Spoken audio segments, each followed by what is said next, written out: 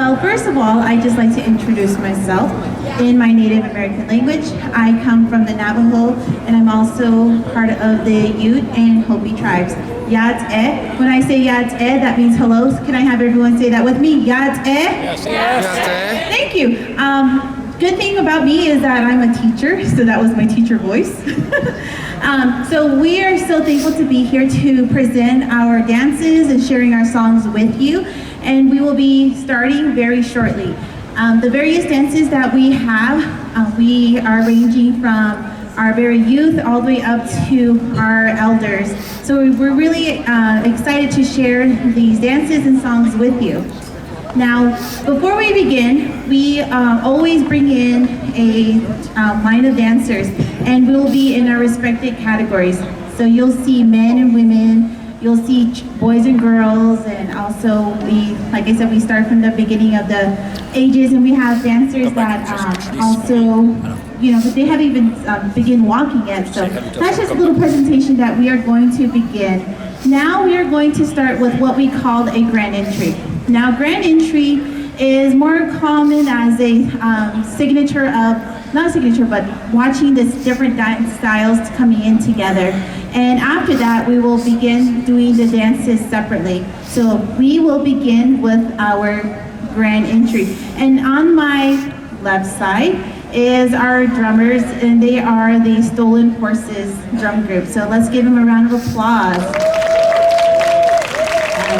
So if you see something that you like, you are more than welcome to wave and chant and smile, because that's the energy that we would love to, that we do try to bring. We always try to share the songs and the dances to make us friends and people that are watching to feel good. So we are going to begin with our grand entry.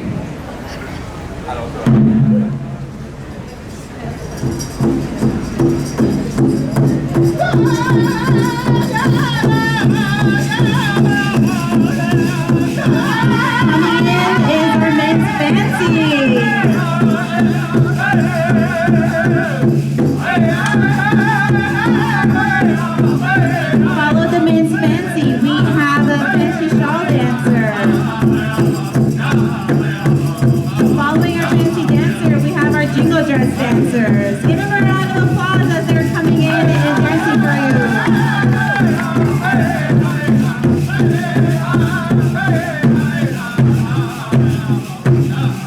Next up, we have our women's traditional dancers. Following that, we also have our men's northern traditional dancers coming in. Last but not least, we have our grass dancers.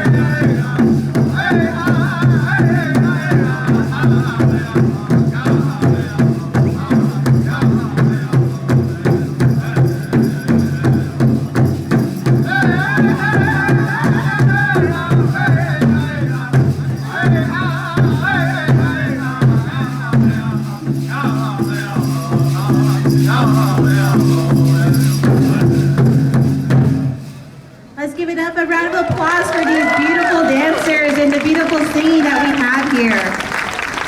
Now, like I said, I come from the Navajo tribe, so I will introduce a little bit more about myself and where we're coming from. So,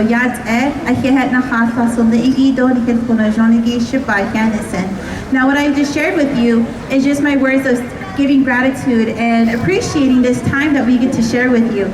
Now, the United States is occupied, and we have several Native American reservations here. We have over 500 Native American federally recognized tribes. In the state of Utah, we have, I believe, 8. So that's just a little bit of something. We all represent different tribes, different cultures, different languages, and we're just so thankful to be presenting that here. Now, our next person, his name is Patrick Willie, and he will be demonstrating the men's fancy dance. So with his style of dancing, it's always usually against the dancer and the drummer. Now the regalia he's wearing has actually evolved over the years, and commonly in the Native American powwow dancing, this is the most fastest, the most highly agility dance style that you'll see, and it's very popular now. And of course, it's one of my favorites because you'll just see how fast he moves. So if you see something that you like I said, don't be afraid, don't hold back. Give him a cheer, because when we hear those when we hear chants and clapping and everything, it really motivates us to do more and to give a big show. So this is Patrick Willie demonstrating the men's fancy.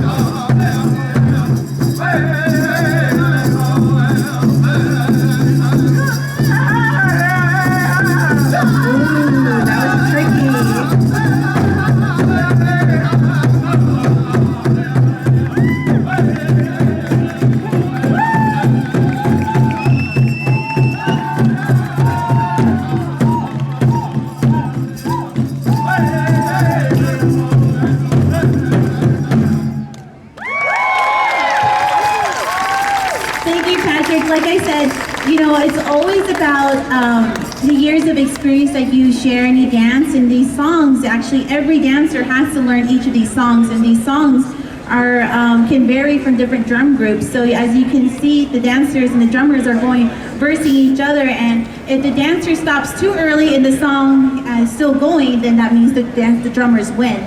But if the dancer stops on time and the singers are trying to trick them, then the dancer wins.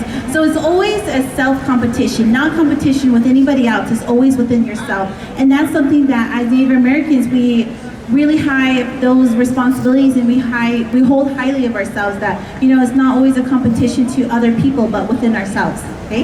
The next competition, the next style of dancing is the women's fancy shawl.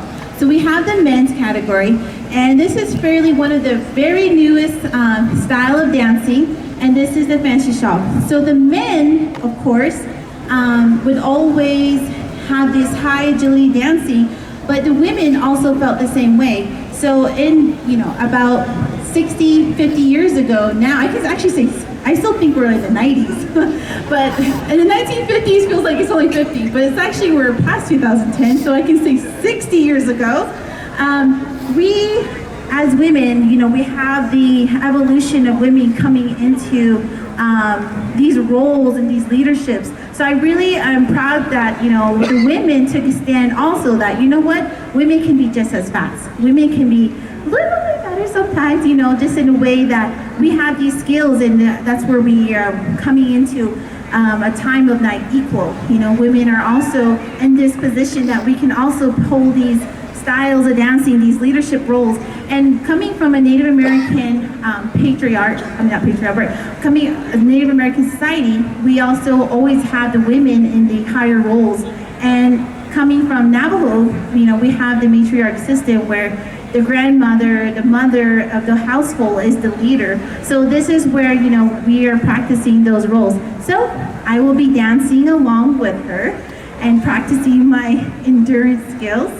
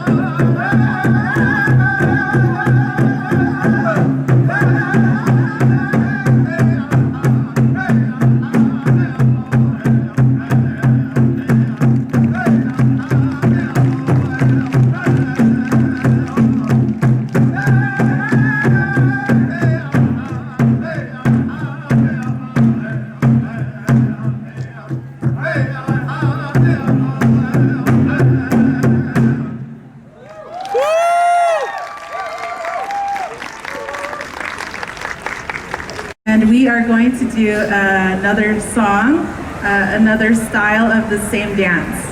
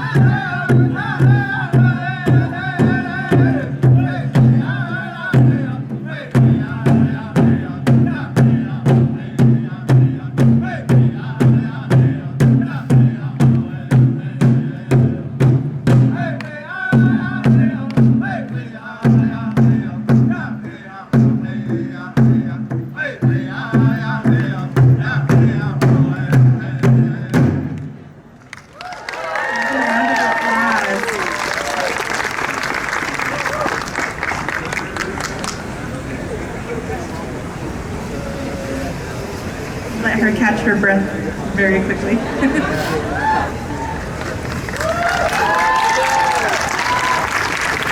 See, women can do it all too. Right. And more. Woo! One more song. All right. This song, or this next style of dance, is the women's jingle.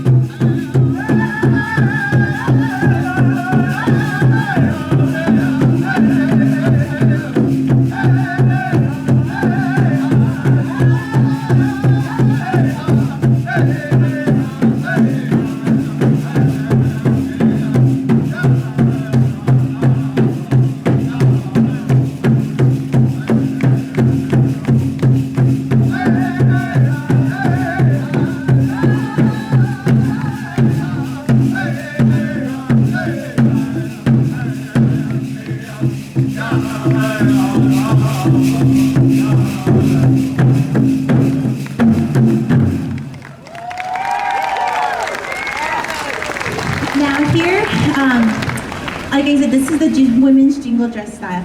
And this is one of the most spiritual styles of dances that we share. And it originates from the Ojibwe and Anishinaabe people from the, I believe in the Michigan, Woodlands area.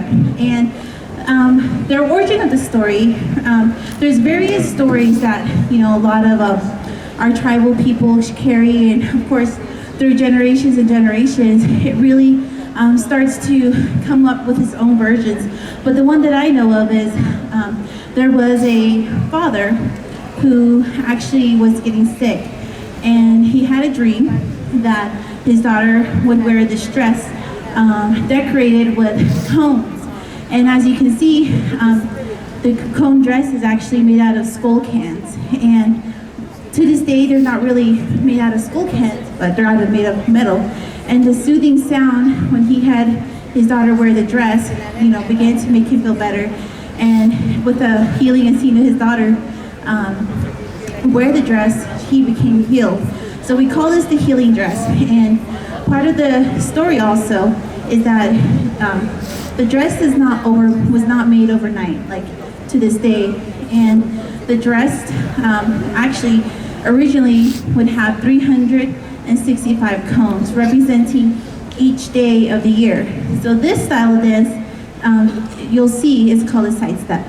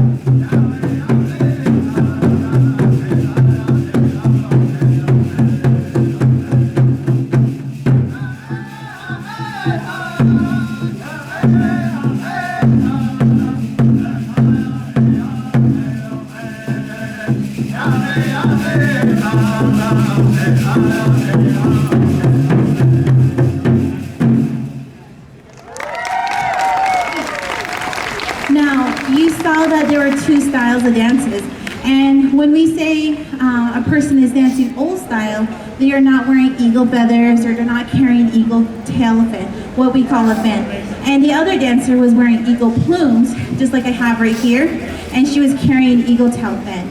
Now, as Native American people, these are part of our rights to carry, and it wasn't easy to do, but when you carry these eagle feathers as a dancer and as a singer and practicing our Native American culture ways, it's not very easy to just, take feathers from, an eagle.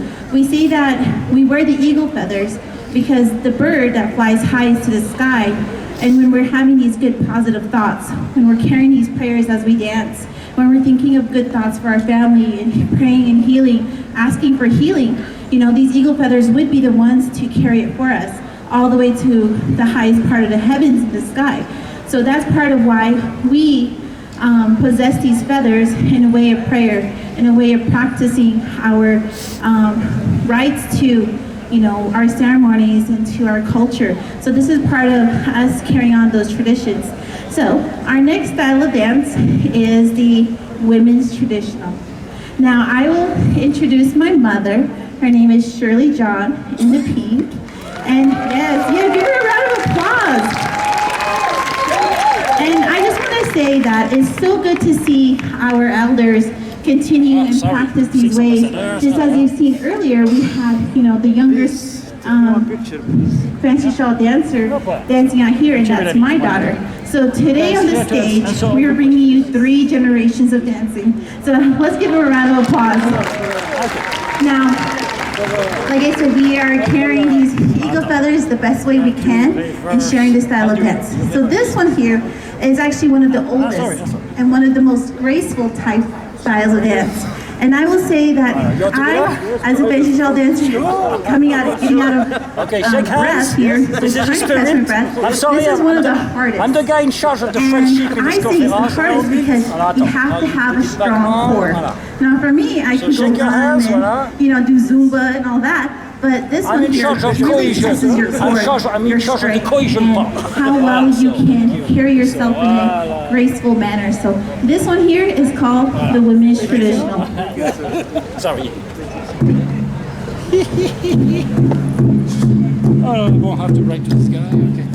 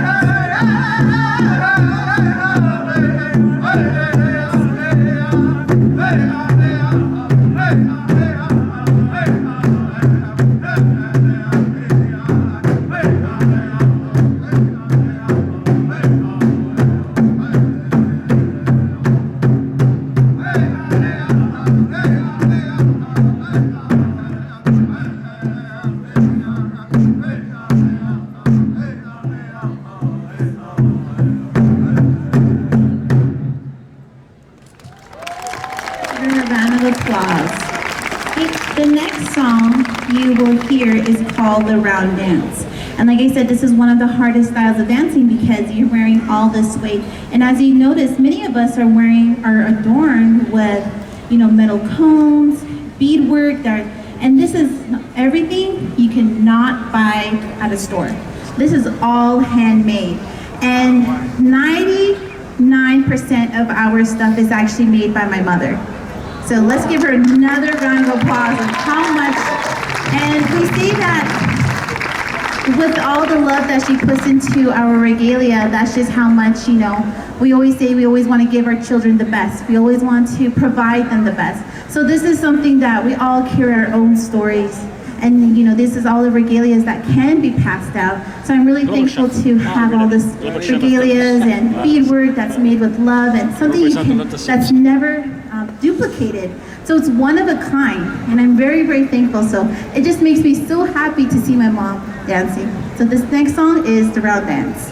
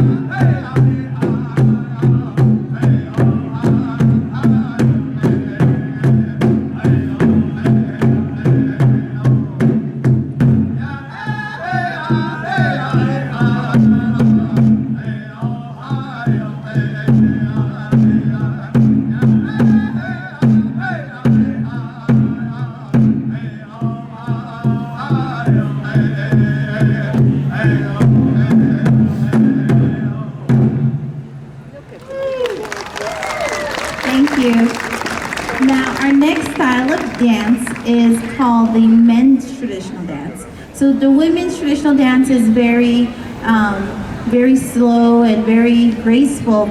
Well, the men's traditional style of dancing, they normally call them the warrior's dance. Now, this style of dancing, they wear the eagle bustles, and it's usually in the back, on their back, and then they carry an eagle wing fan.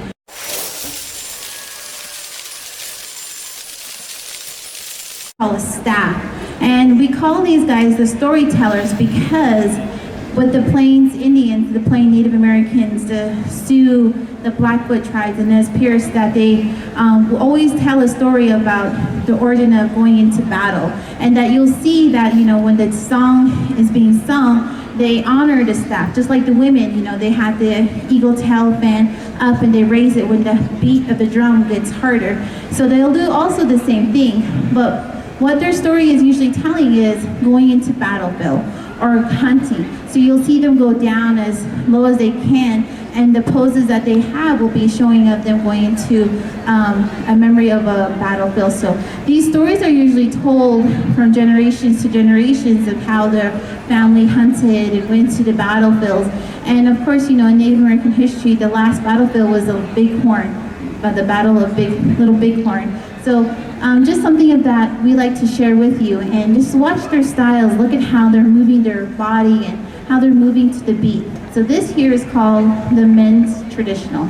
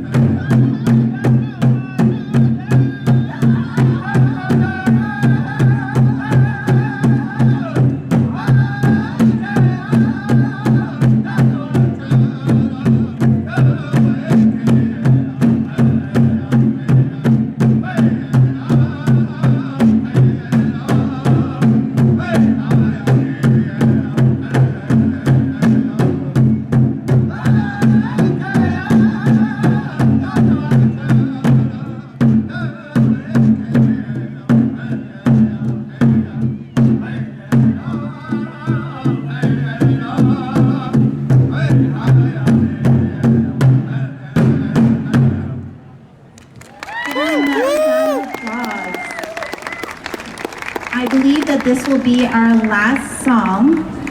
And I know, well, you know, just so you know, there are a lot of Native American celebrations, what we call a powwow, throughout Indian country. When I say Indian country, it's from the East Coast all the way to the West Coast. So from you, East Coast all the way to the West Coast. And all these Native American tribes throughout the United States host celebrations like this in effort and continuation of celebrating our heritage, our culture. So this will be our last song. And you know, we'd like to hear everyone do our best to celebrate and to cheer. Makes you feel good. You know, I know some of you guys are kind of dancing to the beat. That's what we bring. That's what we really try to, you know, highlight, is that this song and the style of dancing that we're sharing, it makes us always feel good. So if you feel good in your heart, chant, celebrate, clap your hands as hard as you can, because we know that this is something that we love to do. And if we're making you feel good, then we've done our job. So thank you so much, and this will be our last dance.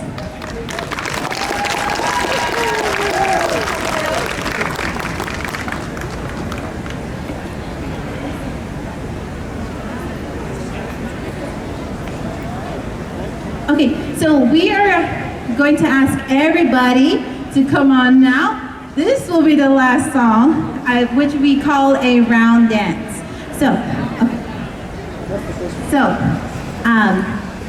What we normally do is have a last song. So our round dance is this intertribal of everyone dancing. And when they say you have two left foot, well, this is a good song for you. You just step with your first left, your only left. So, you want to go down there? Or just stay up? So we're just going to stay up here and show you, but if you have a little urge to dance with us, you can stand up and kind of bounce with us with that, okay? So I think that if you want to, we're going to come down. So.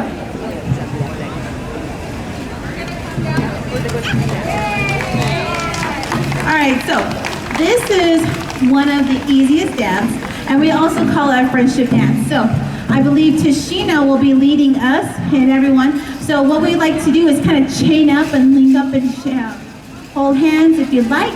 So come on out. If you felt the goodness in your heart that this was so great and it made you feel good, this is your opportunity, because you know what? It's going to be a long time till you do another round dance, an opportunity. So come on out and we'll get started.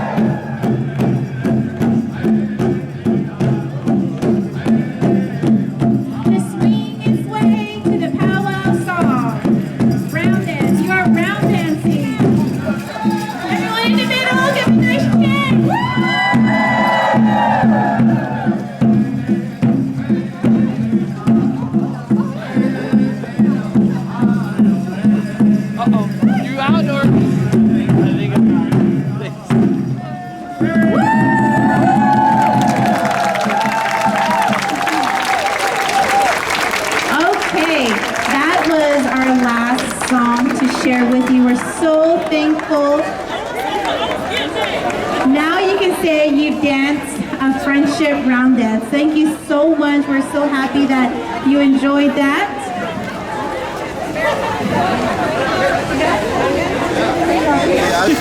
How are you today? Blessed in yourself. Okay, so if you Good would to see like you. pictures taken with your favorite dancer or myself, we will be taking pictures on the east side of the stage. East side. So if you would like a